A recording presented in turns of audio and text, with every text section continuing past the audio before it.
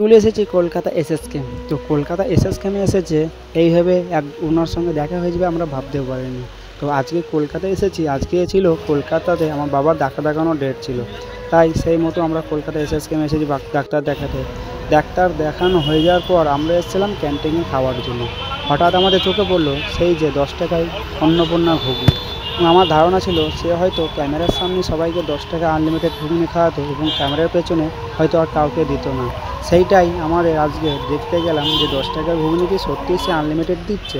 গিয়ে যেটা দেখলাম সেটা তো অস্বাভাবিক ঘটনা। সে 10 টাকায় তুমি যতক্ষণ খেতে পারবে তোমাকে ততক্ষণ ঘুগনি দেওয়া হবে, কিন্তু হ্যাঁ, ওর বক্তব্য তুমি 10 টাকায় যত খেতে পারবে আমি তোমাকে দেবো, কিন্তু কোনোরকমভাবে নষ্ট করা যাবে না গো। এবং আমরাও 10 টাকার ঘুগনি নিয়ে, আমি হয়তো খাইনি, আমার সঙ্গে যে একজন ছিল তাকে খাওয়ালাম। সে বলল সত্যি ঘুগনিটা খুবই সুন্দর, যে 10 টাকায় তোমাকে আনলিমিটেড দিচ্ছে বলেছে সেই জল সেভাবে কিন্তু নয়। একবার ঘুগনিটা দেখো কতটা মোটা এবং কতটা গাঢ়।